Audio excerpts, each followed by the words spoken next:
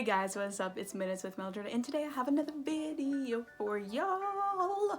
What's new? This video is brought to you by popular demand. Today I'm going to be showing you guys 10 tricks to better your Polaroids. There are different techniques or processes that you can use to better yourself. That's life right there. Life in a nutshell is bettering yourself. I can't speak for all of y'all, but I can speak for a majority of us maybe. But if you didn't know, I recently just purchased the new Intex Mini 11.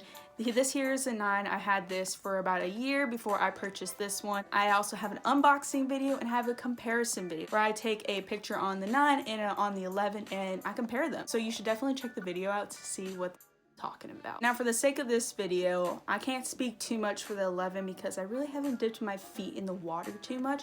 So we're gonna set this baby down and we're going to work mainly and talk about with the 9. And this is where tip number 1 comes into play. Read your beginner manual. Let me say it again for you. Read your beginner manual. No, you don't have to read the entire thing, but it is the one thing that is going to help you familiarize yourself with the camera the most. You see this piece of paper?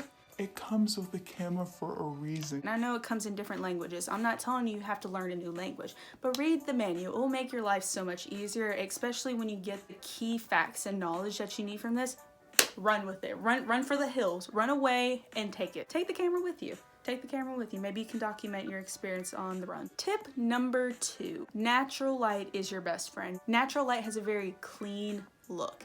It always looks good in digital photography. Actually, when it comes to hiding shadows, shadows are kind of your enemy when it comes to Polaroids. Polaroids do not necessarily like the dark. They actually are light loving. And since they love the light, you need to give it to them. They're like a plant. Need TLC, love, food, and sunshine and water.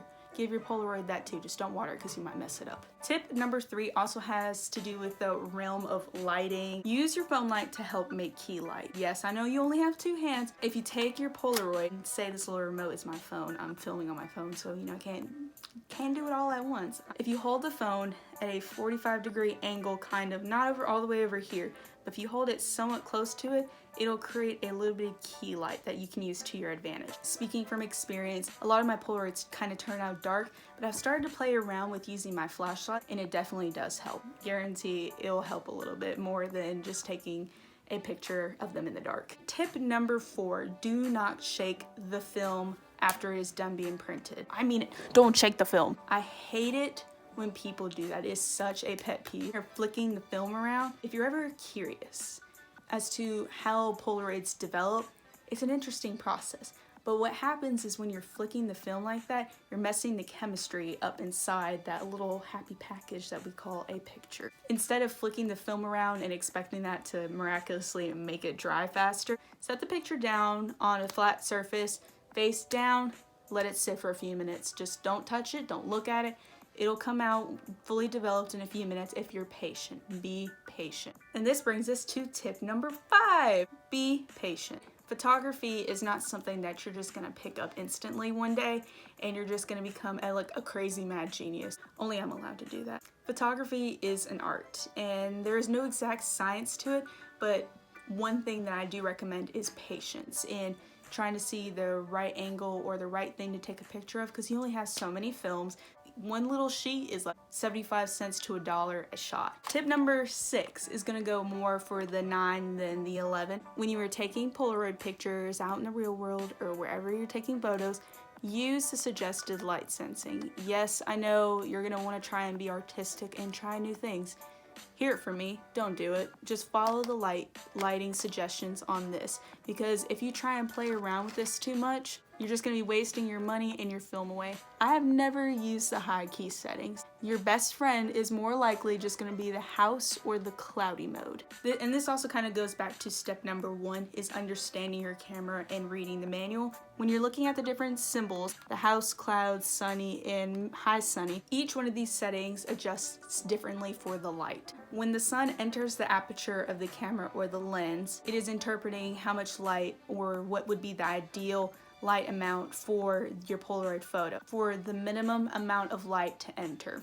The house setting is letting the most amount of light in. The further you go down towards the left, towards the sun, is letting the least amount of light in because it's not trying to overexpose the photo.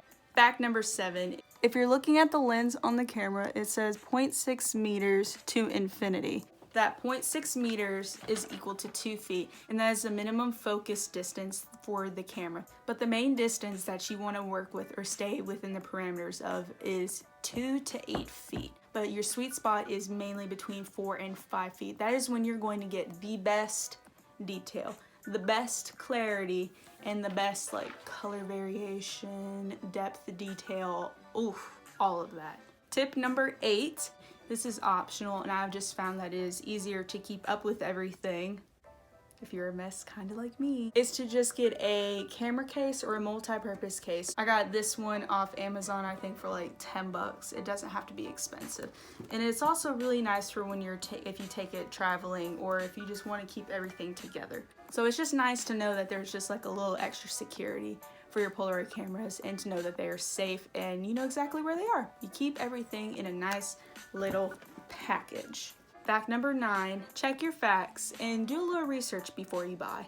Yes, that is so cliche and so dumb sounding. There are a lot of different brands and a lot of different styles. You want to find a Polaroid that fits you. Like, how do I find a Polaroid that fits me best? Do a little research and see what key features you are looking for in a Polaroid. FUJIFILM INSTAX Mini 9 and 11 are a strong recommendation for me if you are just starting out and you are a beginner, because it is a cheap alternative and you don't necessarily have to break the bank to take Polaroid pictures on them. But there are also different options out there as well. It is all personal preference on what you want. Tip number 10, this is gonna sound stupid too. Do you ever just buy Polaroid film, leave it in a bag, and just leave it in your car and let it sit for a few days in the heat and in the cold? I'm guilty. I have done it before, hands down. I've done it probably a few times. Don't do it. Just save yourself some money and take that film inside and stick it in your fridge. Yes, this is why tip number 10 is store your film in your fridge. If you look on the back of the box of the Polaroid film, you can see the ideal temperature to keep the film stored at, which is idealistically what you keep your fridge at. Don't stick it in the freezer, that won't do any good. It is gonna help maintain a constant temperature. So further on down the road, when you do decide to take a picture or bust the film out, you snap it. You let it sit for a second, and then you start to see a bunch of weird discoloration, where there's like weird lines going down the middle of it. This is because you did not properly take care of your film, but it keeps it from discolorating and causing the chemistry inside your little happy packet to start occurring when it's not even ready to take the photo. Now, I have used this to my advantage before, and I actually have gotten some pretty cool images where it looks like things are on fire. But for the sake of actually trying to make something look good, keep your Polaroid film in the fridge. You'll thank me later. I hope these 10 tips actually do benefit you guys. I try to kind of stay away from the usual tips that everybody gives you about like, oh, naturalize your best friend, even though I use that one. So with that being said, I hope you guys like the video. Please comment, like, and subscribe. And if you have any other videos that you want me to film, just let me know. Just comment down in the description box below what kind of videos you guys like to see me make or come up with. Hit that little notification bell at the top so you can get notified when I upload something new. But I'll see you next time. Bye!